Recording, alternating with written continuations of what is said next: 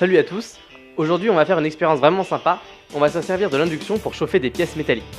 Le principe, c'est de produire un champ électromagnétique surpuissant qui va induire un courant électrique colossal dans le métal.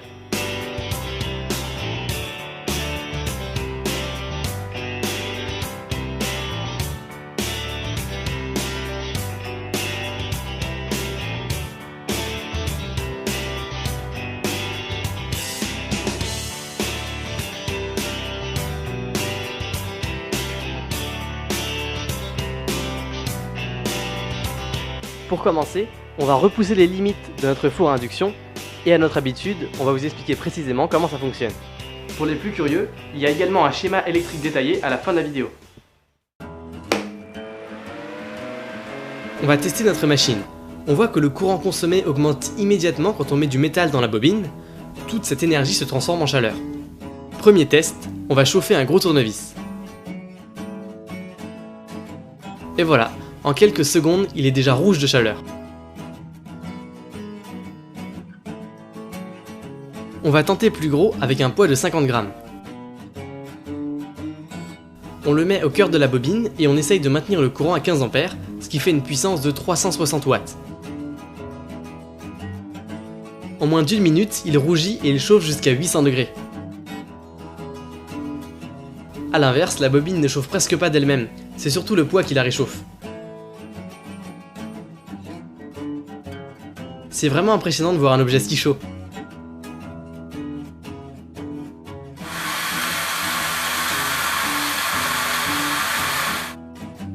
Bon, faut avouer que le reste a quand même été bien amoché. On va voir ce qu'on peut faire avec de l'aluminium de cuisine.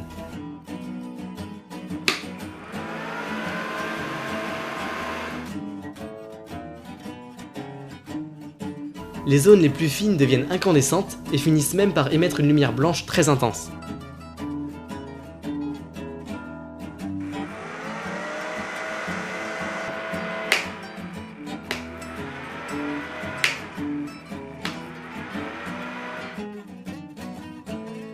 Et si on essayait de chauffer un poids d'1 kg? À cause des pertes de chaleur par conduction et convection, on ne peut pas le chauffer à rouge, mais il atteint quand même plus de 300 degrés. Pratique pour faire des soudures.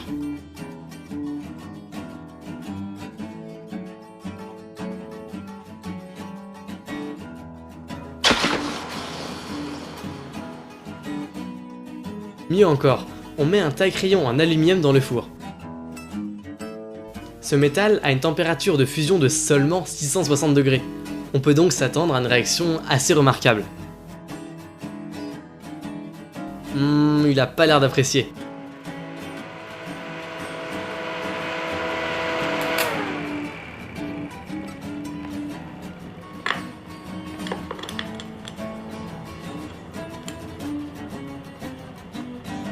Pour d'autres tests encore plus bizarres, rendez-vous au bonus à la toute fin de la vidéo. Maintenant, on va vous expliquer brièvement comment fonctionne notre chauffage par induction. Tout d'abord, il faut un système qui transforme le courant continu de l'alimentation en un courant sinusoïdal d'une fréquence d'environ 100 kHz.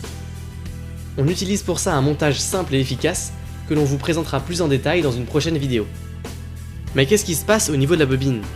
Elle produit un champ électromagnétique qui, à la manière d'un transformateur, peut être reçu par une seconde bobine qui va à nouveau le transformer en électricité.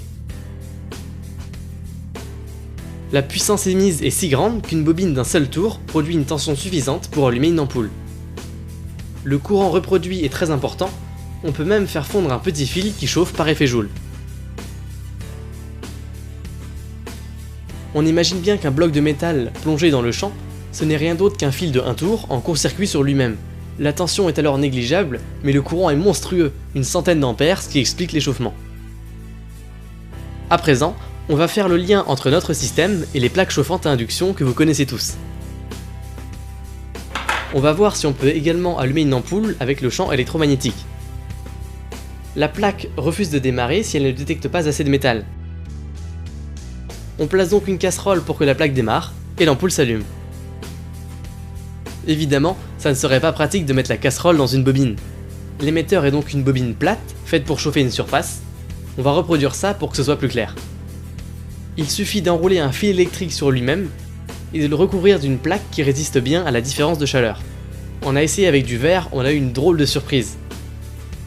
On rajoute la petite casserole, on la laisse chauffer, et on peut effectivement faire bouillir de l'eau.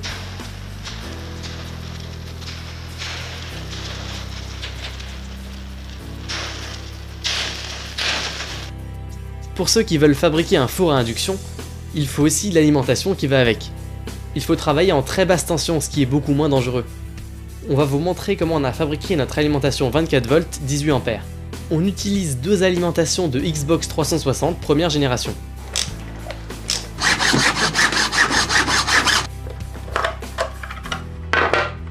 On a remarqué que pour que chaque alimentation fournisse 12V entre le fil jaune et la masse, il faut connecter le fil bleu de démarrage au fil rouge 5V. On a décidé de réunir les deux boîtiers en un pour que l'alimentation soit plus facile à utiliser. On prend une seule prise pour les deux alimes, ce qui est plus simple. Puis on a fabriqué un boîtier en bois. Pour obtenir 24V, on connecte les deux alimentations en série. On a aussi ajouté un ventilateur pour refroidir l'ensemble du boîtier. Il souffle de l'air qui entre par des petits trous.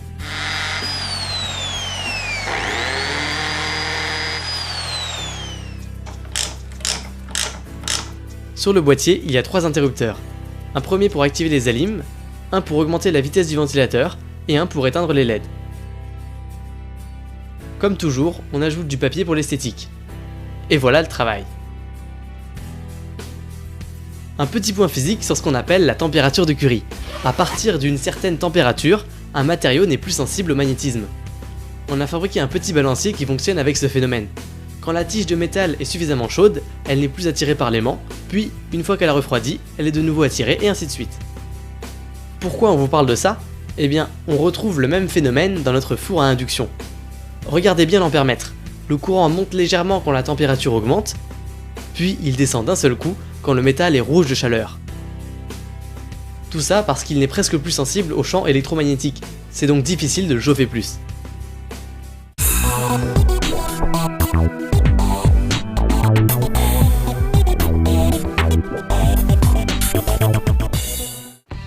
Maintenant, en bonus, on va faire des tests un peu décalés.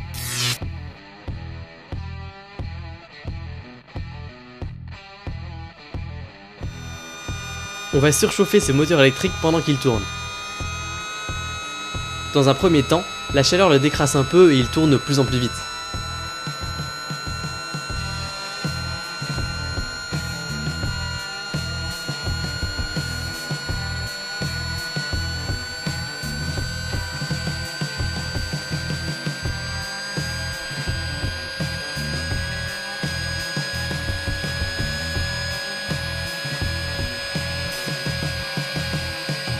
Là, il commence vraiment à avoir du mal et il largue ses tripes. Ça y est, il a rendu l'âme, il est complètement coincé. On va quand même pas s'arrêter là, on continue de le chauffer.